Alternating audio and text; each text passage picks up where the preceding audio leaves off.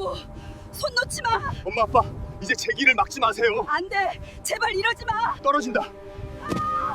결혼하고 45년 남편 박성우와 저는 단 한 번도 제대로 된 여행을 떠나지 못했습니다.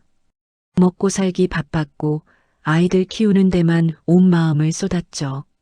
그래서 둘째 아들 준영이가 엄마 아빠 이번 여행은 제가 다 모실게요. 라고 말했을 때 제 마음은 10수년 만에 설렜습니다. 공항에서 찍은 사진들도 남편과 제가 평생 찍은 사진 중에서 가장 행복해 보였습니다. 하지만 비행기 안에서 준영이가 꺼낸 말이 첫 번째 불안의 씨앗이었습니다. 아버지, 보험갱신은 확실히 하셨죠? 엄마, 집문서 그거 어디다 두셨어요? 그때는 그저 철없는 농담이라 생각했습니다. 하지만 남편은 그때부터 웃지 않았습니다. 사람들은 시간이 지나면 상처가 아물 거라 말합니다. 하지만 부모의 마음은 다릅니다. 첫째 아들 박선우, 정이 많고 말 한마디에도 부모를 배려하던 아이. 우리 가족의 중심이자 빛 같은 존재였습니다. 18년 전 펜션 화재 사고. 그날 이후 우리는 웃지도 않았고 선우 이야기를 입에 올리지도 않았습니다. 반면 둘째 준영이는 마음의 그림자를 키워갔습니다. 항상 형과 비교당했다고 느꼈고 형이 세상을 떠난 후에도 형의 자리를 자신이 절대 채울 수 없다고 말하곤 했습니다. 우리는 그 아이의 상처를 보지 못했습니다. 부모인데도 보지 못했습니다. 나트랑 리조트의 첫날은 너무 좋았습니다. 바닷바람도 따뜻했고 선셋이 황금빛으로 물들어가는 모습을 보며 저는 문득 이런 순간을 더 일찍 누렸어야 했나 생각했습니다.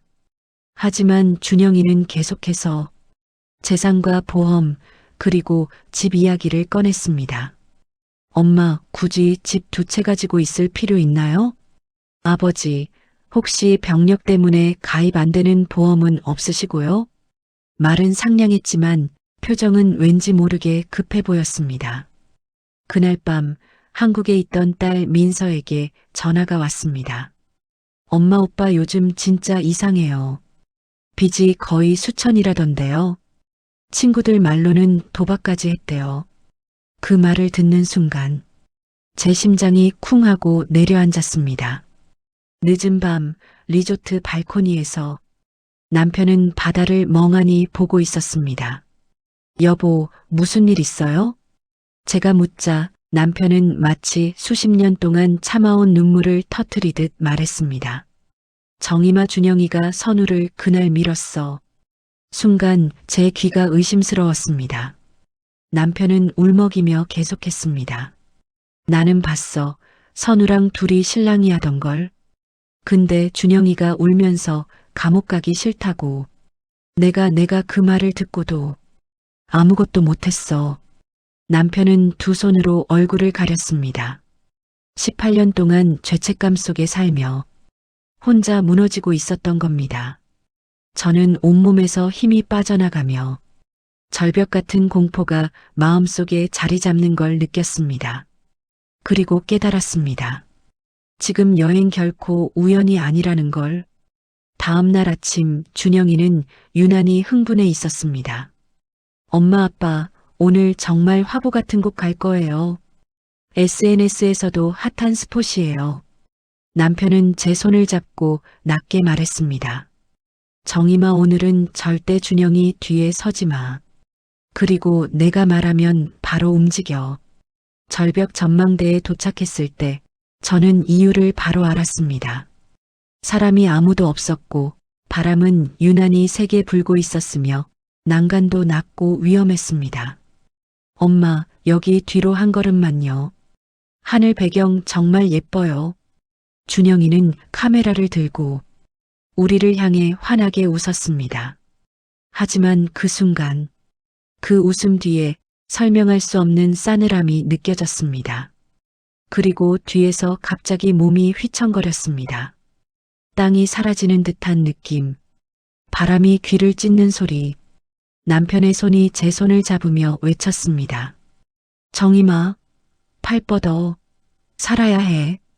모든 것이 슬로 모션처럼 흘렀고 차가운 바람이 우리 몸을 감쌌습니다. 얼마나 시간이 흘렀을까요? 찬 바닷물 속에서 숨이 끊어질 듯한 순간 멀리서 사람들이 외치는 소리가 들렸습니다. 사람이다. 저기 한국 분들 맞아요? 호핑 투어 중이던 한국인 관광객들이 우리를 발견한 것입니다. 그리고 마침 그 배 안에는 주베트남 대한민국 영사관의 김도연 직원이 탑승해 있었습니다.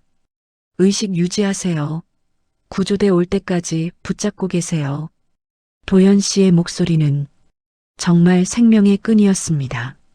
우리는 가까스로 구조되었습니다. 병원으로 옮겨진 뒤 베트남 경찰과 영사관의 조사가 시작됐습니다. 절벽 주변 CCTV, 준영과 우리의 동선 분석, 보험 갱신 내역, 준영의 도박빚 기록, 하나씩 맞춰지는 퍼즐, 그리고 결국 밝혀진 진실. 첫째 선우의 죽음도, 이번 효도 여행도 모두 준영이 계획적으로 만든 사건이었다. 준영은 베트남에서 영사관 보호 아래 체포되었고 한국으로 송환되어 재판을 받게 됐습니다. 오늘 이야기를 끝까지 들어주셔서 감사합니다. 구독과 좋아요, 그리고 댓글 한마디, 잘 들었어요는 저희에게 정말 큰 힘이 됩니다. 노을 이야기는 여러분 마음에 남는 사연, 그리고 잊히지 않는 교훈을 계속 전해드리겠습니다.